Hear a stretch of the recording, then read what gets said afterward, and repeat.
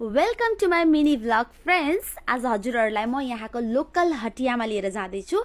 यस्तो सस्तोमा पाइन्छ, एकदमै राम्रो राम्रो सामान पनि पाइन्छ। सो म चाहिँ अब लागे हजुरहरूलाई पनि मैले चाहिँ देखाउँदैछु यो हाम्रो एरियामा कस्तो खालको घरहरू हुन्छ हेर्न सक्नुहुन्छ। मैले चाहिँ मेन बाटो नगएर म चाहिँ भित्री बाटो जुन चाहिँ एकदमै छिटो पुगिन्छ भनेर लिएर जाँदैछु। खेतको बाटोहरू पुरा हरियाली पनि देख्न सक्नुहुन्छ। आज म यस्तो हटियामा लिएर जाँदैछु जहाँ चाहिँ एकदमै धेरै अनौठो चिजहरू पनि देख्न सक्नुहुनेछ।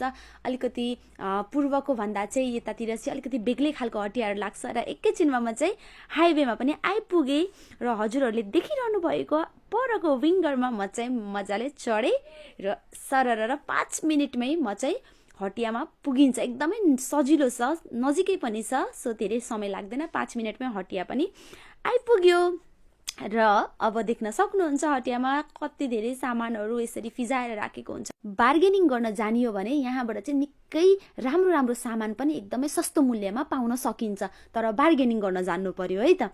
सो यहाँ चाहिँ सबै थोकको सामानहरू पाइन्छ, मेकअपदेखि साडीहरू सबै देख्न सक्नुहुन्छ फिजाएर राखेको। र मैले जाँदा जाँदै यो माटोको भाँडाहरू पनि देखेँ र यो माटोको भाँडाहरू पनि मलाई एउटा दुईटा चाहिरहेको थियो। मेरो युट्युबको लागि क्रिएटिभ च्यानल पनि खोलेको छु, सो त्यसको लागि चाहिँ चाहिएको थियो। र झुम्काहरू पनि लिएँ मैले 1-2 सेट ड्रेससँग म्याचिङ गराएर, एकदमै आफ्नो ड्रेसमा म्याचिङ गराएर। अर्को चाहिँ तपाईँहरूले देख्न सक्नुहुन्छ बो पनि लिएँ र यो प्याकिङ गराएँ। मेरो आज चाहिँ सपिङ भनेकै मेरो युट्युब च्यानलको लागि थियो, सो मैले सपिङ गरिसकेको छु।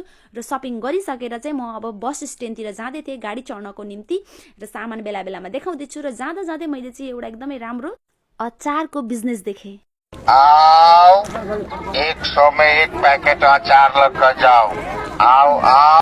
सो कस्तो लाग्यो त अचारको व्यापार। सो अब चाहिँ मेरो सबै सपिङ भइसक्यो र म गाडीमा पनि चढेँ र अब म गएँ घरतिर। अब मेरो नयाँ भ्लग अरू पनि आउनेछ। बाई बाई साथीहरू।